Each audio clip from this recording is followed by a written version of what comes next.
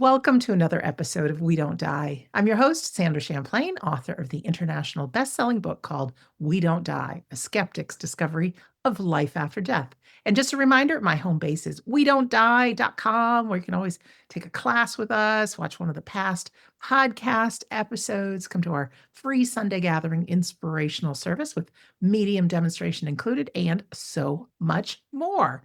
Now, I'm going to introduce you to our wonderful guest. Her name is Lisa Laniewski, and she is a dear friend of mine. She's a certified grief educator and a dedicated volunteer for helping parents heal.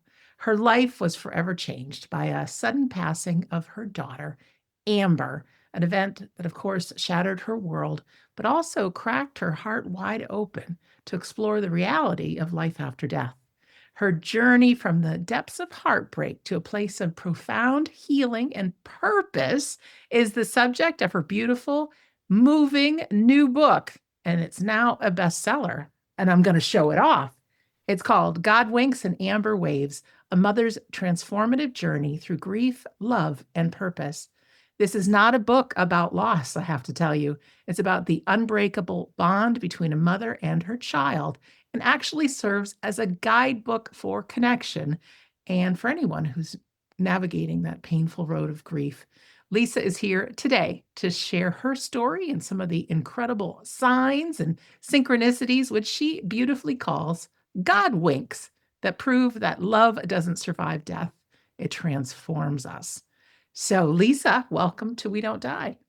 Oh, thank you so much, Sandra. Thanks for having me today. I love showing off the book. I love talking to you, and I love that you're my friend, and I love that everybody gets to meet you here today. Oh. So tell us a little bit about you, where you are in the world. People know that I'm in Rhode Island, USA. You're just a few miles. Today I'm in Maine, and it's a beautiful, beautiful day here. So it doesn't really show that it's going to be really cold soon. Well, welcome. Tell us about your story. Let's go back. I know many people in our community know you because you've been volunteering different ways for quite a while. But take us back. Tell us about your family and your kids and Amber. So we come from a military family. My husband and I were high school sweethearts. We got married in college and started off traveling the world with him and his military career. He was a career officer. It was wonderful and very normal, very, very normal family. I talk in the book about the fact that I have two children. There's a lot more to the story, but my oldest, my Amber, the love of my life and my firstborn, she died in 2014 and sent our very normal family in spirals. And, the story that I put into a book is not so much about Amber, although there's a lot about what Amber is doing now, not too much about what she did while she was here with me, because that's a different story. But her death sent me on an incredible search. And the universe rewarded every little bit of that search. So that's basically what I wanted to talk about in the story. You said that I like to call them God winks. And I kind of did that, tongue in cheek for the book. I never thought I would write a book, ever. I didn't have any interest in writing a book. But I always thought if I do write a book, it's got to have something about God winks and Amber waves. And God winks, as you probably know, is just a term that was coined about 25 or 30 years ago. Squire Rushnell came up with a God wink as a coincidence that really isn't a coincidence. It's something that was divinely given to us by the universe. And so I kind of used it tongue in cheek that, when God winks, Amber waves. So that's how I got the title of the book. But the book is really about my newfound purpose. Even shortly after Amber died, I started that search and I started trying to attach myself to people who, I don't even want to say a little bit of joy because I wasn't thinking joy at the time, but people who had a little bit more experience down the road. And it just took me to so many rabbit holes. Things were happening literally from the very first day that we found out that Amber died. And they were just things that had never happened in our lives or in our home ever before. And they were happening now. And we knew that they were happening from the minute I saw her. Afterwards, I knew she was here. She wasn't there. She was here. She was with us from the very, very beginning. And I just felt like it was time to start to share that, to give other people hope that all of our loved ones are here. They're right here and always will be. Thank you for that. I'm going to ask you for some specifics because who you have listening and watching to you right now is who you were in those very beginning days. We want to believe in the afterlife. It sounds too good to be true. Probably is, maybe not. And you have some people suffering the very depths of grief right now. What kind of things did you get involved with? Was it mediums? I know some of your story personally, but I'd love for you to share because what are we looking for as far as evidence? What are some of those kind of things? And certainly we want to get into your grief education and that as well. But just know, you know me for many years now, but you're also speaking to people that Yes, they don't know if they can get absolutely. up tomorrow morning. Absolutely. And I believe me, I didn't start off like this. I was like that too. I was one of those, how could this happen to us? I mean, I knew that it happened every day. People die. As I mentioned in the book, David Kessler says that the death rate is 100%. Everyone's going to die. And yet it's something that we really don't talk about. We're not prepared for it. In this society, death has been so removed from our homes, from our lives, other than people that got into accidents and things like that, obviously. Children saw death. Grandparents were often living in the same home. The whole death experience was really front and center. I mean, when is the last time that you drove down the street and saw a hearse? But I know all the time when we were little, we saw, the hearses were taking, and that family discussion was at least there. But as time went on and more people started dying in hospitals, and, a lot of people don't even have funerals anymore. There's just celebrations of life. And the vast majority of times we remove children from those. They're not part of it anymore. We think we're doing the right thing. But then children grow up into teenagers and teenagers grow into young adults. And if you've never been around it and you haven't been reading about grief and you haven't been reading about the afterlife, the evidence that is out there is so overwhelming that we survive physical death. It's actually just so overwhelming that it's hard now for me to even remember the person who wasn't sure about, because it's not just a belief, you know, it's how we learn to change our minds about everything. We research, we test different theories, and we look at all the other possibilities. And when all those other possibilities don't pan out, and you're left with just, was that them? Was that my loved one? It becomes overwhelming. The feeling inside of knowing it's a wonderful thing once you can get there, but grief is awful. Grief is so difficult. We are not a very grief literate society. Most people don't know how to help you in that place that you're at.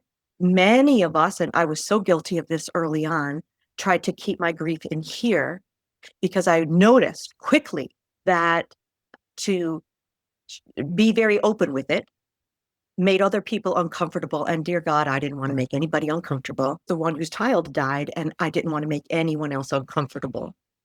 But that also changed and morphed over time. When I finally came to learn and realize that you do not heal from this in isolation, you need to find that tribe. And your tribe normally changes. Almost everyone that I talk to has said that their tribe has changed over time. And that's fine because people who have not experienced your kind of grief, they need to go about living life. They need to go about living their life. And if you make them uncomfortable, like I always say, if I can't talk to you about my child, that's all I need to know about you. I wish you well. But I will never stop talking about my child. And so I'm not in a place anymore where I'm worried about if other people will be uncomfortable. So That was a long about answer to your question. That's okay. And there's real freedom in that, just being self-expressed to who we are. Lisa, what were those things that you started investigating? Did you start with a medium? Did you have beliefs in any of this beforehand? Tell So, us yes, from that okay. road. So, in truth, in 2014, I had heard of two mediums. I'd heard of John Edward and I'd heard of the Long Island medium. That was it. I did not know that mediums were readily accessible to human beings, normal human beings like me. I mean, I thought that these were people in, specific locations, and if you were lucky enough to get on a TV show. So no, I didn't start looking for mediums right away because I didn't know anything about mediums. I knew that I was in the worst pain I'd ever been in. I I knew early on I didn't want to always be in this pain. I don't know how I knew that, but I knew that I didn't want to always be in this pain. I had a living child who was in college at the time. And, I wanted to kind of keep myself as together as I could for other people. Like I said, making other people comfortable. But I started to read. I just went online and I don't even remember. This might have even been early Amazon days. I mean, I'm talking I was still buying books off like half.com and things like that back then, you know, but and I didn't know who to read. I didn't know. I mean, I just went online and just tried to type some things in that would help me. And it was from those resources that I learned about other resources and eventually, wrote to somebody here and there. It is a long process for most people. And it is a process that you have to go through. You will feel better as you make it through grief and you are remembering your loved one with so much more love than pain. And in the early days, that's just not possible. So when I'm talking to a new mom or dad, it's almost always moms, but occasionally I've talked with dads too, or also spouses who've lost the other. They will immediately say, after we're talking face to face, how do I get, like, you're smiling. And, there was a time when I wondered if smiling again in front of people was going to be disrespectful to my child.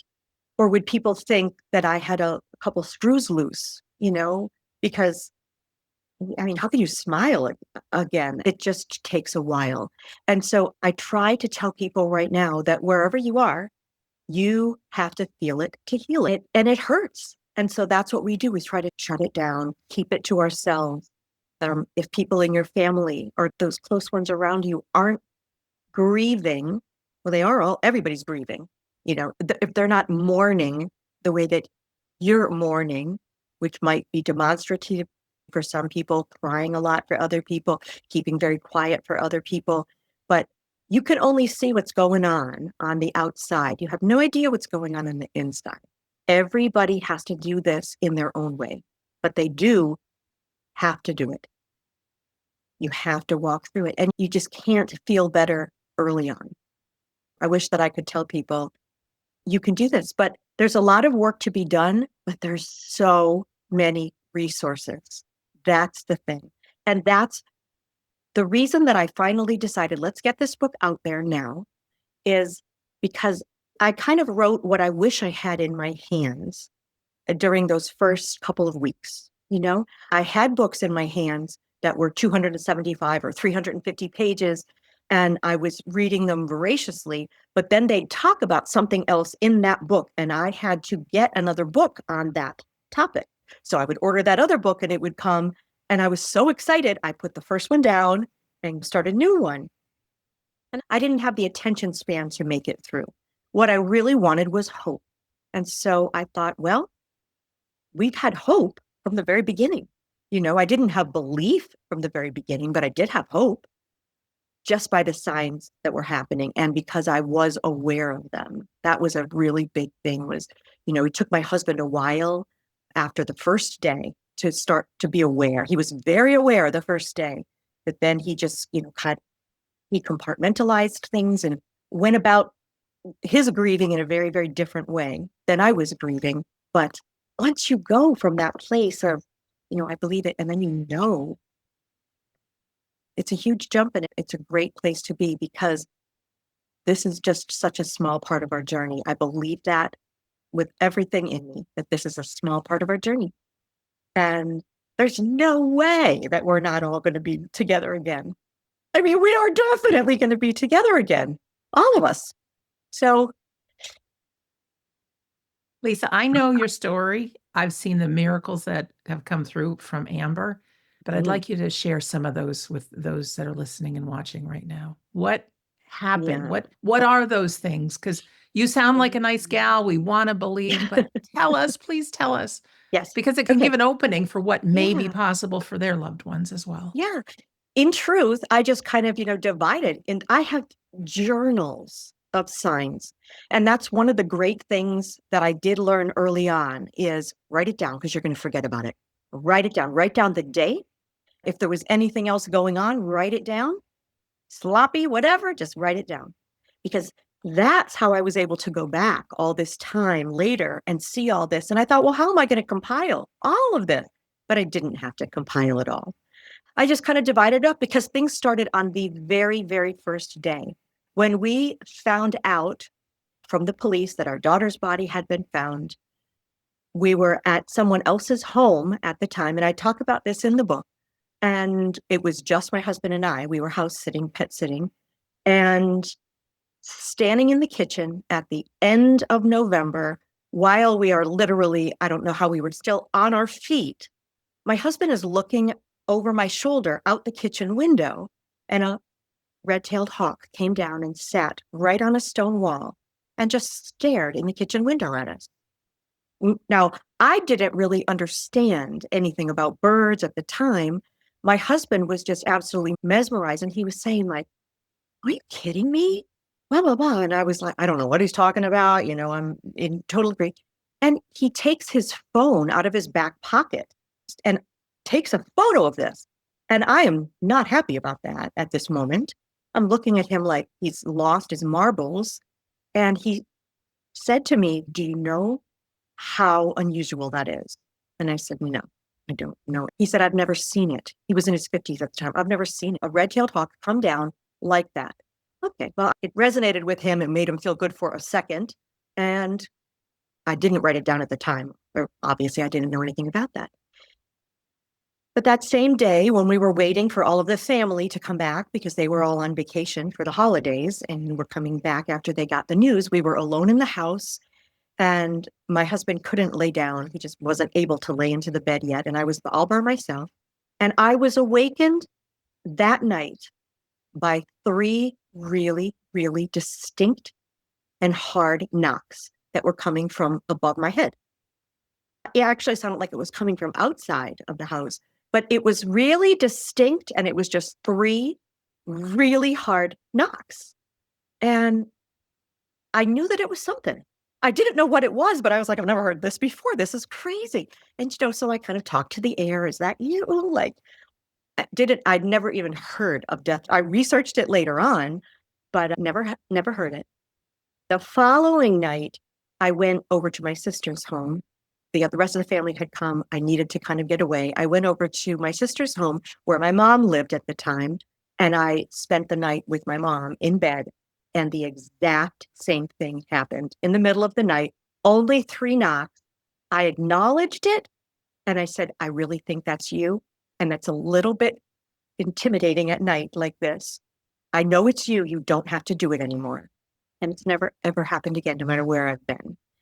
And it wasn't just the knocks. So I don't want to say that every little sign or every little thing that happens, it's the feeling that you get when it happens and you just know. That's really the only way I can explain it. It's just a feeling that you get that I know that this is not some random thing that's happening. And, from there, red-tailed hawks have gone on to be an enormous sign for my husband. Never for me, but I'm not a bird enthusiast. So I wouldn't necessarily know that that's what a red-tailed hawk would look like. But, early on, like I said to you, my husband is a career military officer. So his vision was very like, everything is this way, black and white. And so he early on he knew that there was something strange going on because it was happening a lot. lights were blinking on and off, radios were turning on and off, things that had never happened before. So yeah, in isolation, you could say, well, that happens at times. Maybe it does, maybe it doesn't. But repeatedly, and then never happening before, and now it's happening all the time. I finally got my husband to read a book, and it was Brian Weiss's In Many Lives, Many Masters. I thought that was something that he would really get into. And he really, really liked this book. And he said, I'd love to meet this guy sometime. And just maybe a couple of years after Amber died, we went to a conference in Miami, Florida. And there were 3 different mediums there. It was a weekend conference, mostly for parents. It was a wonderful, wonderful conference.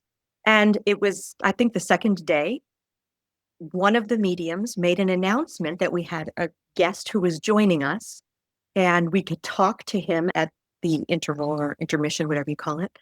And we all turned around to look, and it was Brian Weiss and his daughter, and somebody else was with them. And my husband was really like, oh my God, that's that guy. And he said, did you know he was going to be here? I said, no, nobody knew he was going to be here. And so my husband had an opportunity to sit and talk with Brian Weiss, which I said, the universe put that man there because my husband is completely different now. He's had so many experiences himself that, he just goes around telling everybody because he's just like, we have to know. Everybody has to know. It was very forceful with his language and everything. Everybody has to know. We don't really die. We have had incredible evidence from mediums. Incredible. And some of it has been evidence that's taken us down other roads. I talk in the book about meeting a medium, Suzanne Giesemann, who many of your listeners probably know. And it was another synchronicity. Suzanne and her husband lived 2 hours away from us in Florida. And Suzanne would occasionally she's a channel and she's an evidential medium, and she would occasionally do things through her Unity Church 2 hours away. And my husband was all about doing that because Suzanne is a former military officer like himself, married to a higher ranking military officer. And so we would start to go to some of these things, and he would talk with Suzanne's husband. And, over time, the universe just kept putting people in our path, and we acknowledged it, and we were willing to go wherever. But yes, we had some incredible relationships that have formed through our relationship with Suzanne. She's brought other people into our lives through the weirdest of synchronicities. I talk about those kinds of things, but yeah, I don't know if you want me to get into stories. Oh, we like stories here. Yeah. Maybe give us 1 or 2 of the medium things, because I'm a proponent for mediums offering a 10-minute guarantee. I want people to just say yes, no, and I don't know, and don't feed the medium. What came through maybe Suzanne or someone else that you thought, holy cow, they couldn't possibly know? Do you remember? Yeah. Oh my gosh, absolutely. So the first time that I had a phone reading with Suzanne, I think it was 2018. I was sick at the time. We were just doing a Zoom meeting just like this, and she was giving this evidence. I was in Florida. My husband was in Maine. So the 3 of us kind of Zoomed together. And she was giving us all this evidence, and everything was very spot on. She really had the essence of who my daughter was and who I believe she still is, because she still has so much of that sassy personality. And if you tell a mother your daughter was really sassy, that either fits or it doesn't. If your daughter is a very quiet little bookworm or something like that, that doesn't fit. And you could be funny, but not sassy. Amber was sassy. And so that word that she used and the way that she described her and some of the experiences that she said that she had, all of it was accurate. We were acquaintances at the time. We weren't friends, and she's not looking things up about me. But then she started talking about my daughter's love for frogs. And Amber was a girly girl. She was not in the dirt. She was not into frogs. And she said, oh my gosh, she has the frogs on the bed and the frogs on the shelf. And I'm like, no, that's not my daughter. And she said, oh, well, I can't go back on that because I am seeing frogs everywhere. I'm even seeing a frog bench, a wooden bench with a frog on it. And I said, no, that's not her. And she said, well, can you talk to her friends about that? Because I know you said she doesn't live with you or didn't live with you. maybe that was, and I said, I don't know, maybe it's a nickname for somebody or whatever, but it kind of like soured things toward the end, all these great things were coming and my crazy mind was thinking, "Ah, you got that all wrong, you know. And so that we kind of ended things after that. I don't know. It's very possible that my demeanor changed or something. I don't know, but we ended. Well, the next day, she emailed me and she said, I'm sorry about yesterday, and I want to just give you a little bit of clarification. The frog wasn't for you. And she explained to me what an interloper is. She said occasionally she has an interloper who comes into a reading, but it's not meant for the person she's sitting with at the time. And she told me that she didn't give me very much information other than that it was a woman who had asked to hear from her beloved who had died in a traffic accident. And the day of my reading was his first anniversary. And she had asked to hear from him. And she didn't give me any more information about the woman, about anything that happened, nothing. So this was in July. Now, months later, it's the next year, it's March. And I'm online and I'm looking in a newsletter that I receive weekly, the Zamet Report, which is also referenced in my book. I was looking on there and I saw there was a little video on there of a woman who claimed to be studying under Suzanne Giesemann, and her mediumship skills were happening really fast for her. And I turned it on, I started to listen to her, and I turned it off because I thought nobody could become like a medium that quickly, So I went through the rest of the report and something told me, go back. And so I did. And I watched it and I listened to her, and all of a sudden, goosebumps from head to toe. I'm like, oh my God, this is the woman whose beloved was in the accident. And I just know it's her. I know that this was him. The way that I know it is she referred to him as Froggy. And she talked about how he had died the year before. Now it's almost 2 years. And I'm just putting all this together and I'm thinking, do I reach out to this person or, is she going to think I'm a nut? So that's exactly what I did. I found her on social media and I just wrote a quick note and said, I am not a nut. But I just watched this. I think I was supposed to watch this. And I'm just wondering, did your fiance die in July of 2017? And she wrote back to me and she's like, are you the lady that my Froggy came to? She said that Suzanne had explained it to her that she had asked Froggy, known as Scott, she had asked him to please come to Suzanne on his first anniversary, just so that she has some consolation. And he did. But she was talking to me at the time, not her. So he came.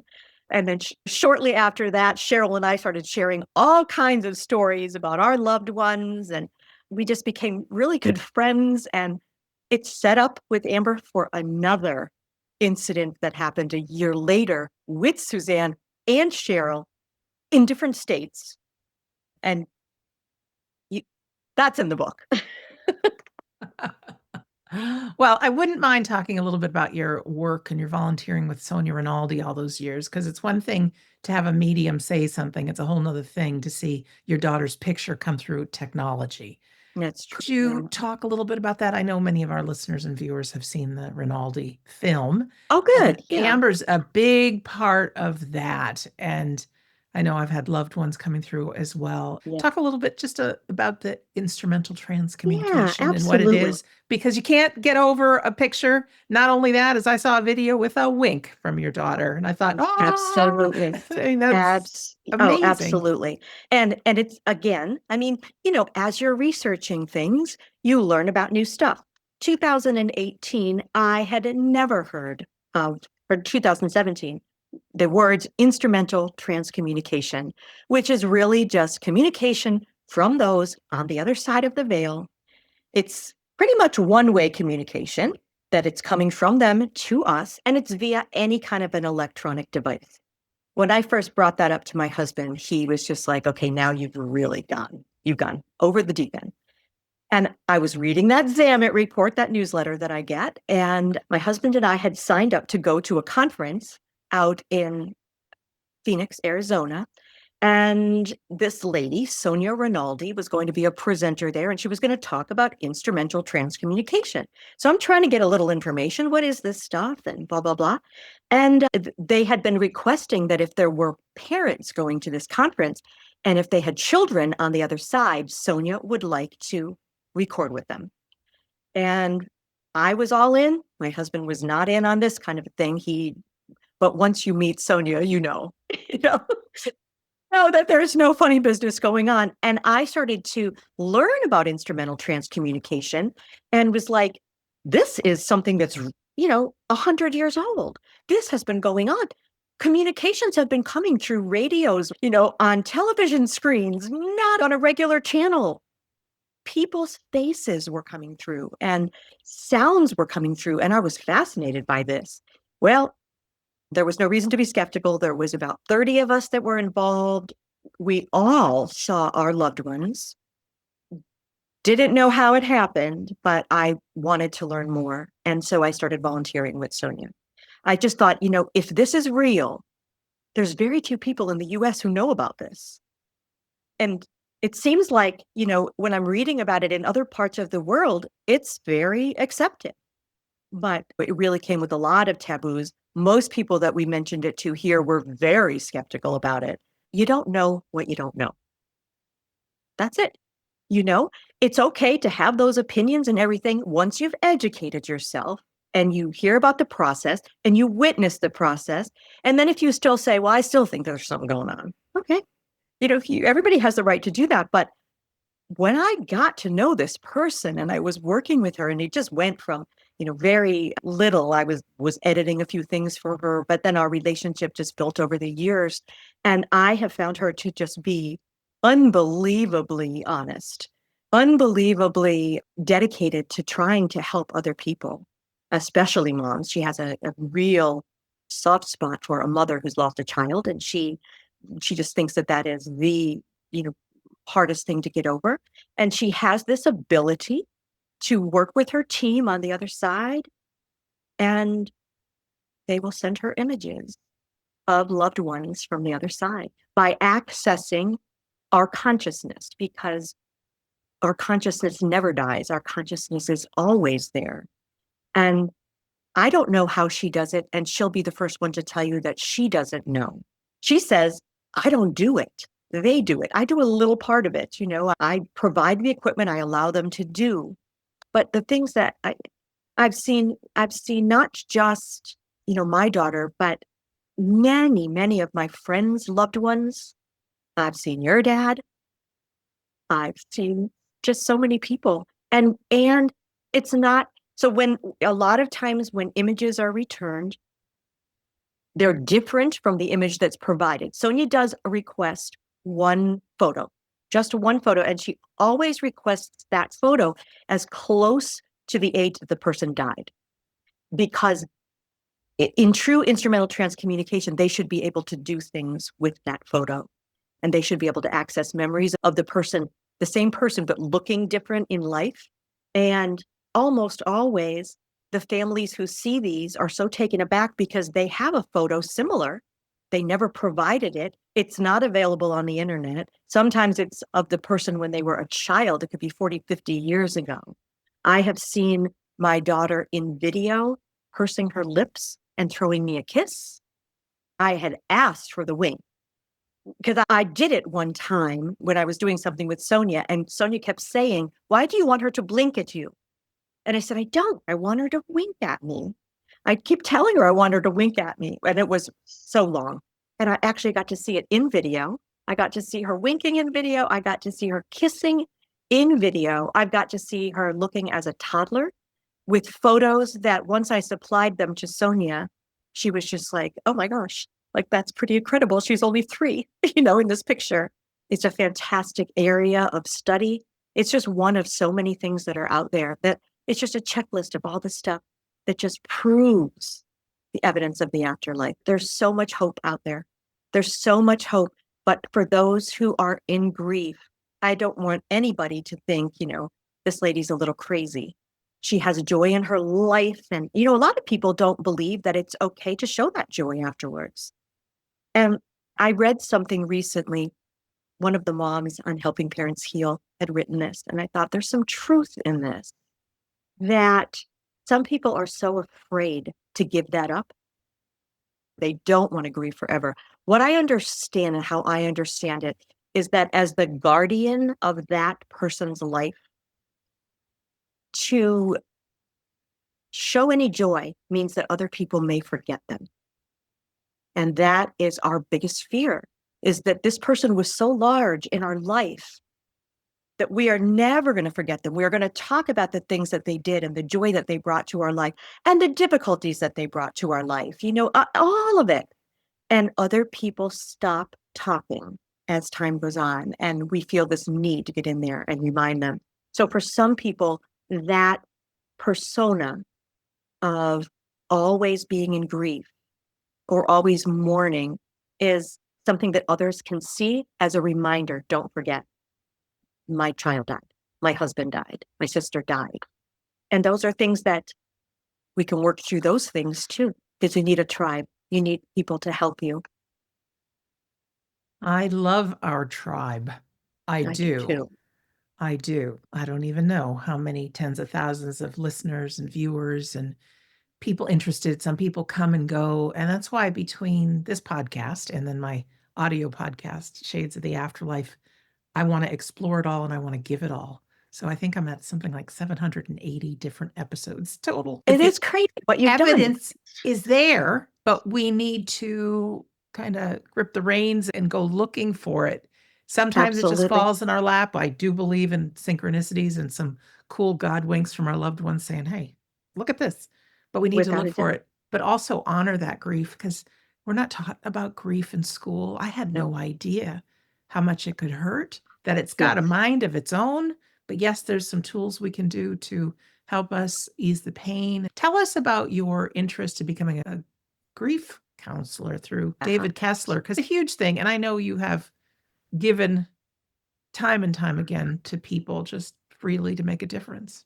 So, I think that it's an existential thing with all of us, that as we learn more about life and continued life, that we start to look for what is our purpose. You have this wonderful podcast and another one, and you're educating people, and your book is out there to educate people. And that you are living your purpose. But I think that all of us at some point, because I hear it in all kinds of mediumship things and all kinds of galleries, I don't know what to do. My purpose, what's my purpose?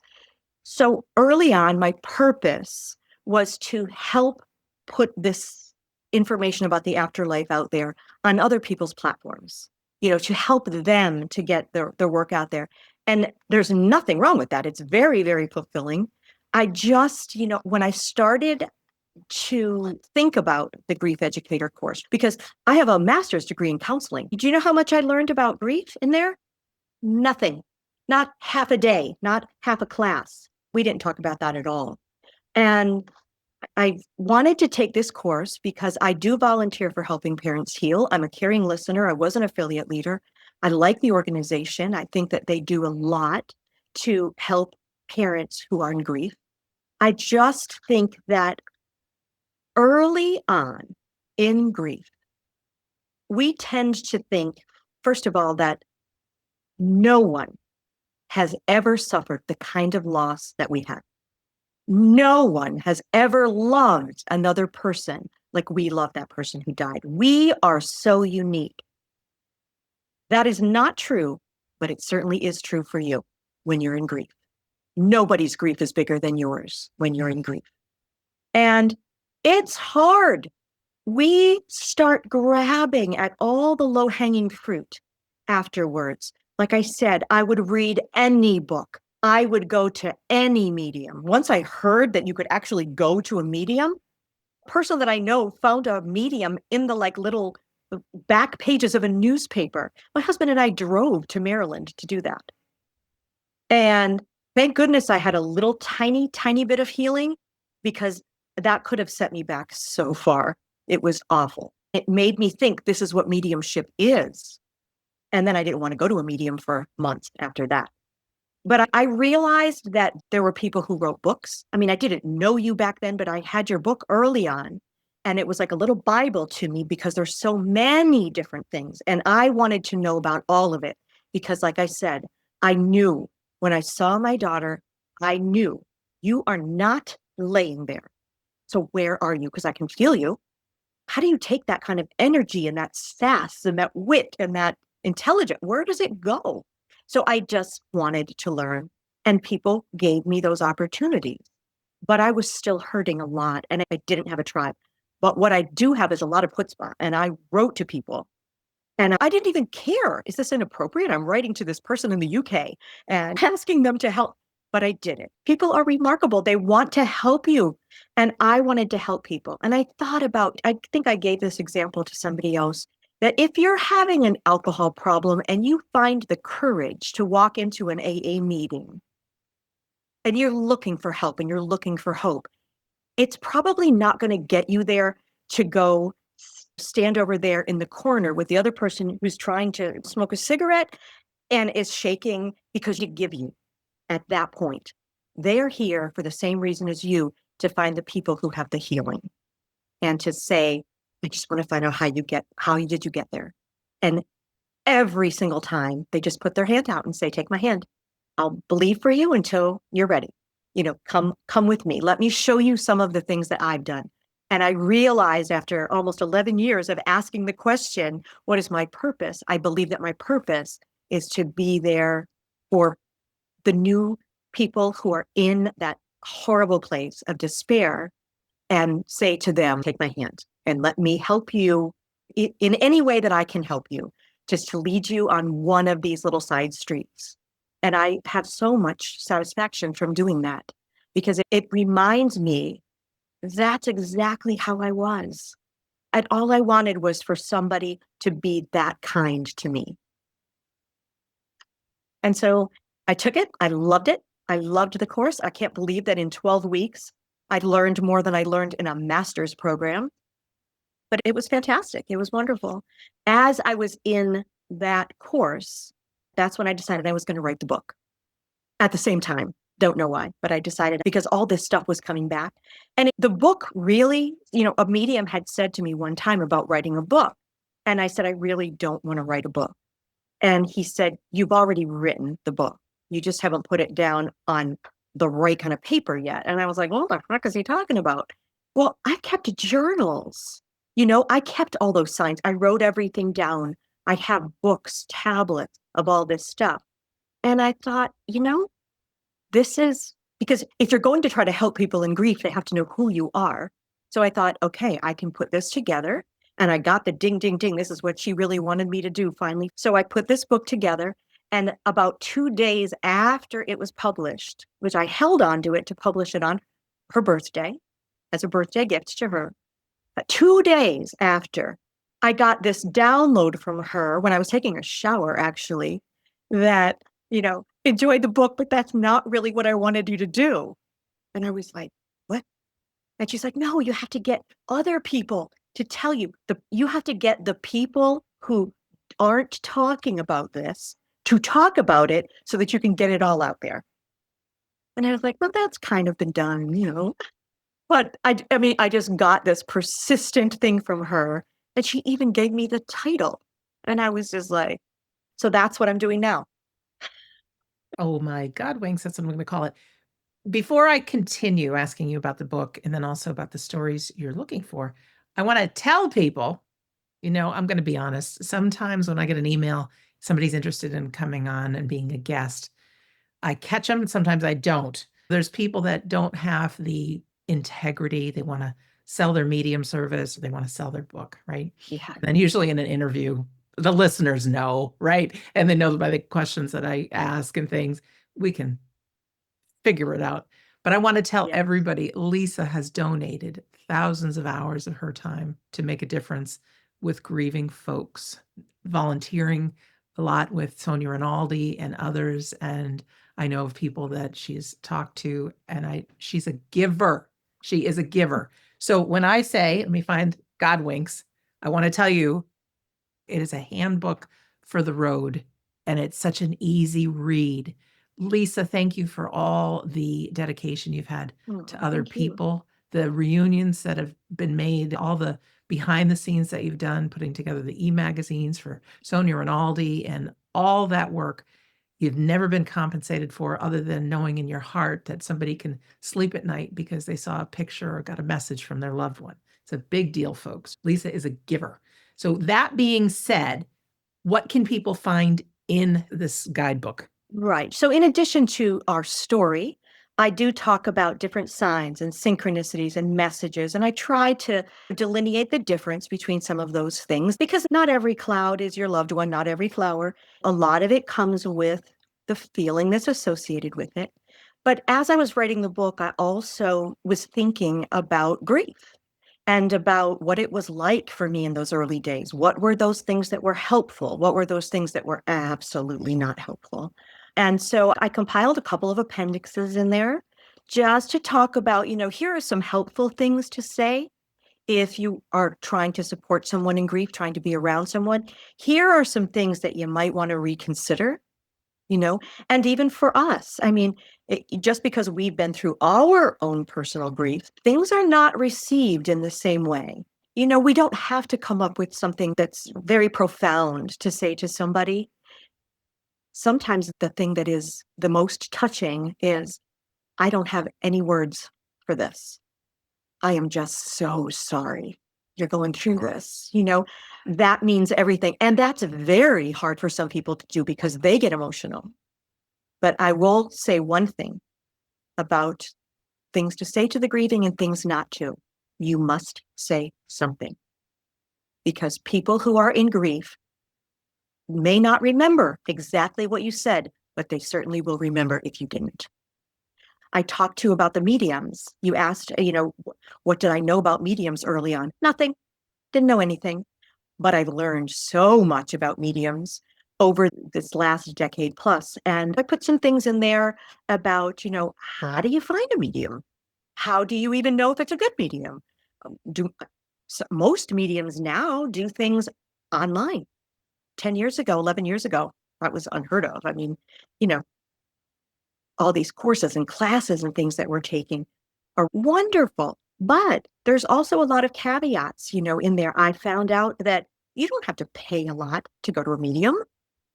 And I'm not saying that some mediums who charge a lot more don't give wonderful readings. Most of them do. That's why they can charge a lot, but it's not necessary. And I do see that happens in helping parents heal a lot. I get phone calls, I would love to be able to do this.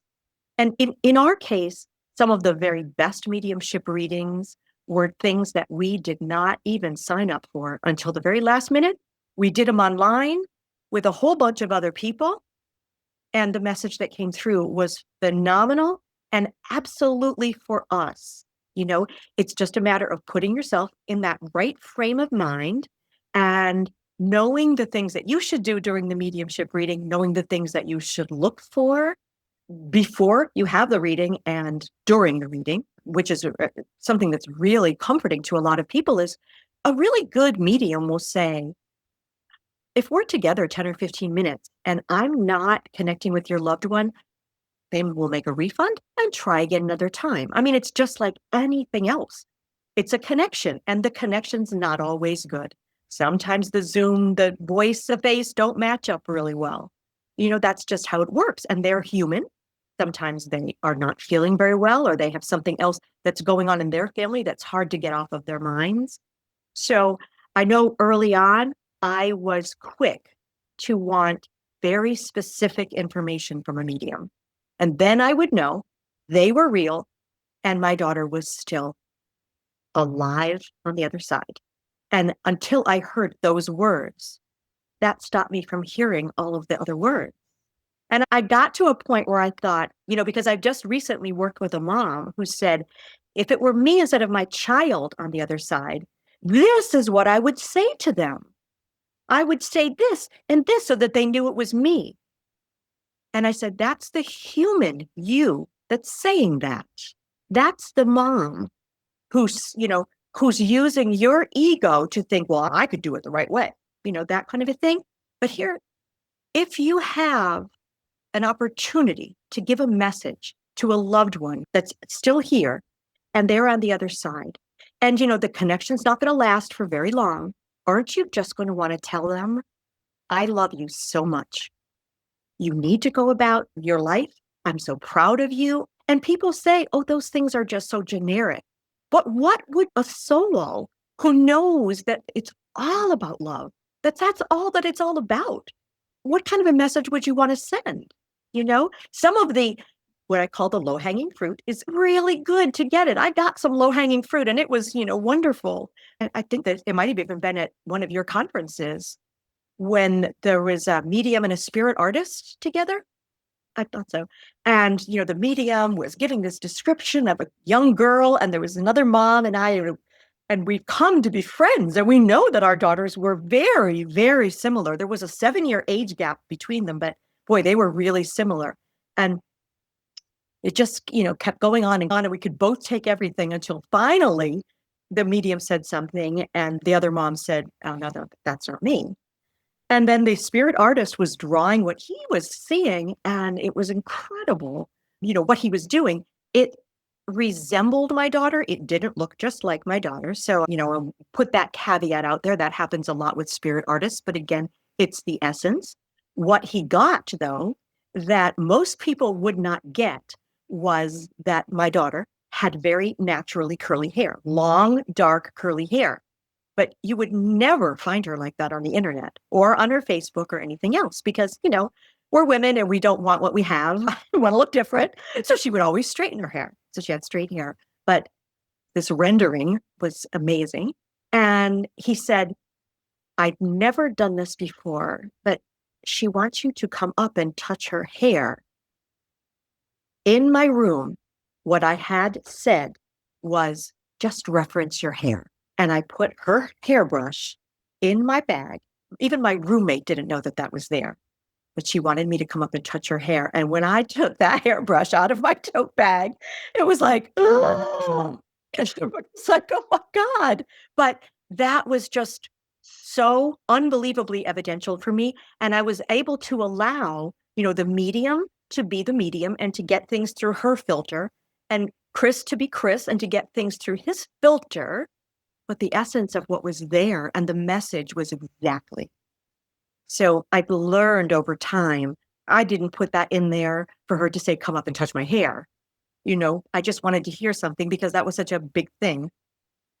But so anyway, there's, like I said, there's hints and stuff in there for mediumship readings and how to find one. And so much more. There's a lot in there. So much more. I want to ask you, because our time is ticking away here. Yeah. The God winks. People have them. Not everybody's going to have a book. Not everybody's going to have a podcast.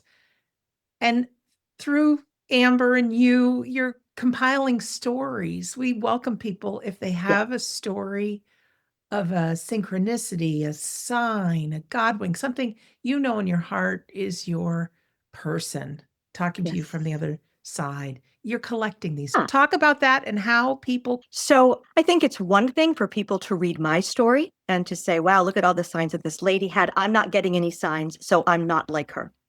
I want to collect things to kind of have it all in a compact place, just like this. And I know that I'm not reinventing the wheel here, but I want those newly grieved people who may have read my God Winks and Amber Waves book and who are interested in being able to receive signs of their own.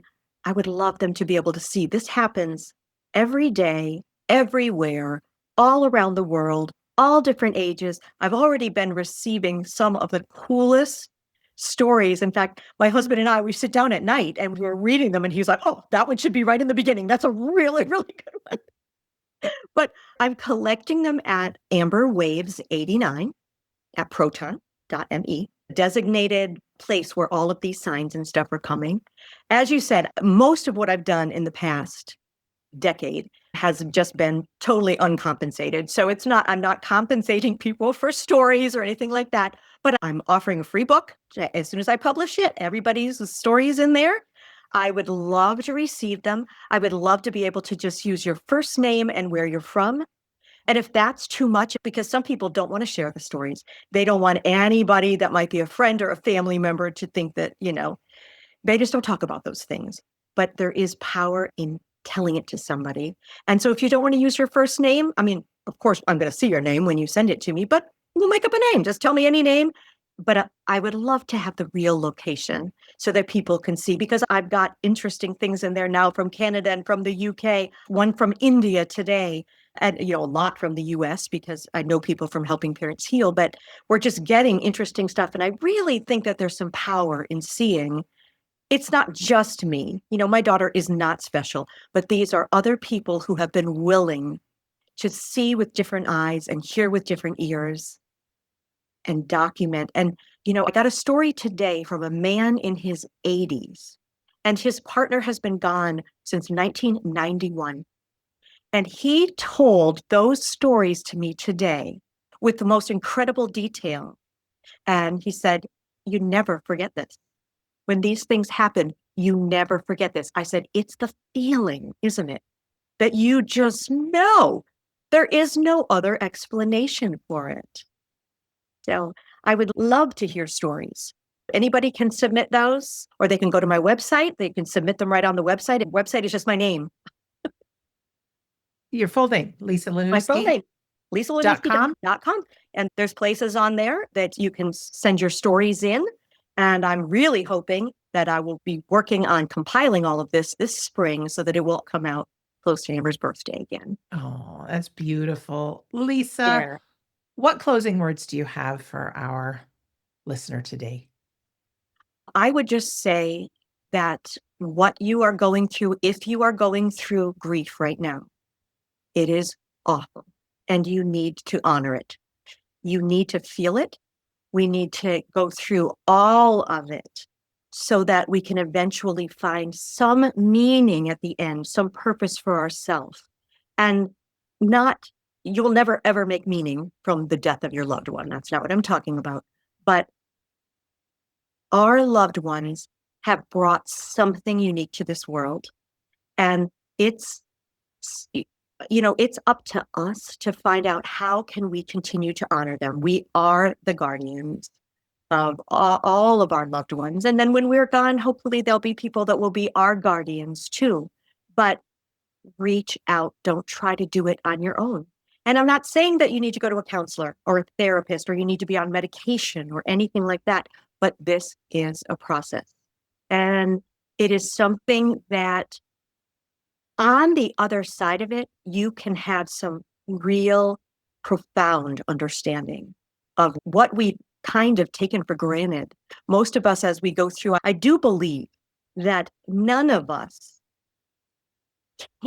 we're not here for perfection. We came from perfection. We'll go back to perfection. So none of us came here to have a 50-year carnival cruise. I mean, we came here to learn lessons. And some of these lessons are horribly painful. And some of the lessons that we're learning through grief are, we've never experienced them before. And other people are experiencing things that we've never experienced before. But I don't believe that there's anything that's been given to us here that we can't handle with each other. And, that's what I want to do with the rest of my time here. Is I want to make a difference. And I feel like I've been doing more in the last 10 years to make a difference than I did in the first 50 plus. And I lived and I loved and I was a very good and kind person.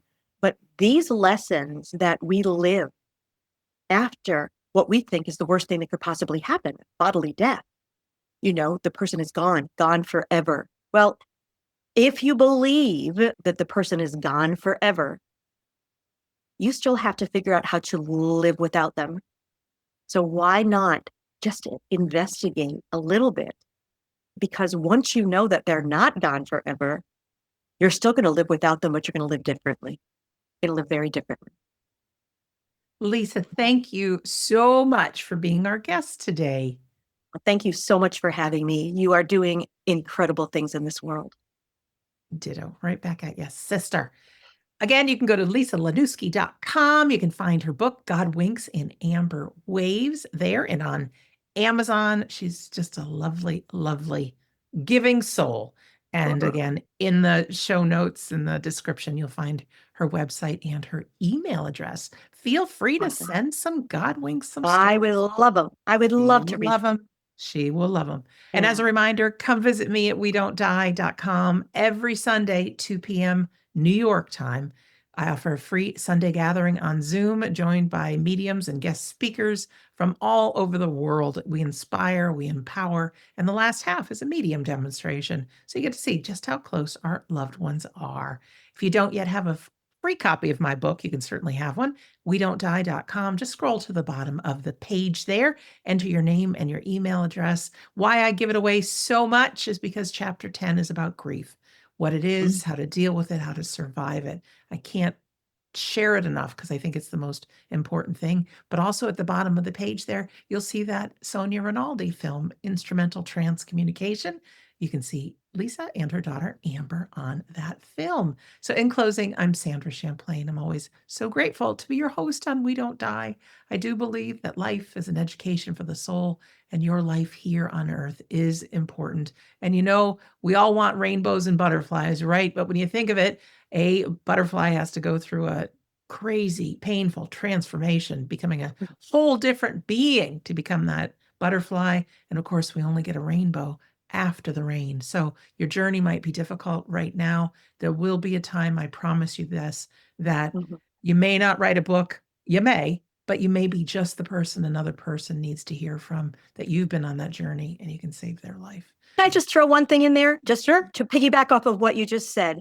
If any of your listeners are in those early, early days of grief and just don't know what to do, go to my website, reach out, please. I would like to just talk, listen, and maybe point you in a direction that maybe you haven't thought of yet. Thank you, Lisa. All right. You know where to find her, and she does mean that. So again, we want to thank you for listening or for watching, and we'll see you again soon. Thanks, Lisa. Take care. Bye-bye. Bye, everybody.